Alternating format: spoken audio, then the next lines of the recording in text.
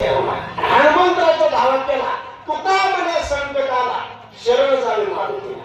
पहिलं नंबर 1 रोज हनुमंताचं दर्शन घ्या, अपयश येणार नाही. नंबर 2 संकट येणार नाही. आणि नंबर 3 आपल्या अंतःकरणामध्ये सेवा भाव जागृत झाल्याशिवाय राहणार नाही. स्वामी सीतापती संतोष एकच महात्मा असं म्हणून हृदयामध्ये भगवंताला त्यांनी साठवलं. दास्यत्व निकट हनुमंतमय कीर्तन चालू आहे. आज हनुमान रायाची हनुमंताला तू कोणाला शरण जाता का होता हनुमंताची मोदी तू कोणाला माहिती. कारण हनुमंत जेवण आहे सगळ्या खेळातून सुटलेले त्यांनी जरा सुटले म्हणून पदवी म्हणून कीर्तन करणं सोपं, भजन करणं सोपं, पण मनावर करणं सोपं नाही.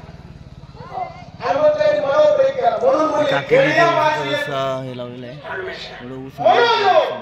मनावर विजय मिळवला. किती प्रयत्न करा संसारातून मन परमात्मा येत नाही. आता तुम्ही जर बसला तर तुम्हाला कोणी बसविले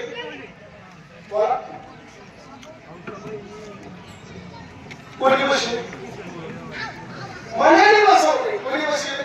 आणि ज्याला परमार्थ करायचा त्याच्या मन हातात पाहिजे. आमच्या महाराज 2 गोष्टी सांगायच्या. ज्याला संसार करायचा त्याच्या बायको हातात पाहिजे आणि ज्याला परमार्थ करायचा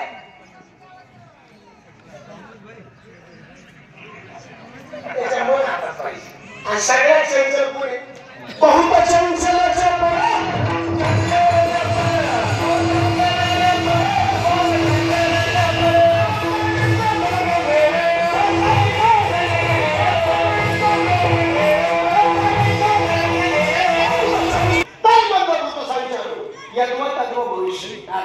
असा दृष्ट केला. मन किती चर्चे आधीच माकड कोण बोलत होतो, आधीच कोण माकड, त्याच्यात पुढे त्याला कुणीतरी दारू पाहिजे, त्याच्यात पुढे त्याला विंचू चावला आणि त्याच्यात पुढे त्याला भूक लागली. कसं होत असेल इतकं ज्या कामाकडे होते इतकं मन आपलं आधी चर्चे देवाच्या दारात येत नाही. आणि मनात एक स्वभाव त्याला चांगलं जमत नाही. कीर्तनाला आणावं लागतं, बाकीच्या गोष्टी काय आपोआप झाल्या. वेद्याला करिता प्रेरणा सहज विषयावर वाचतो. आणि परमात्मा संसार बदललाय. संसारातलं मन काढायचं आणि देवाकडे लावायचं. ऐकायला सोपं आहे, करायला आवडत.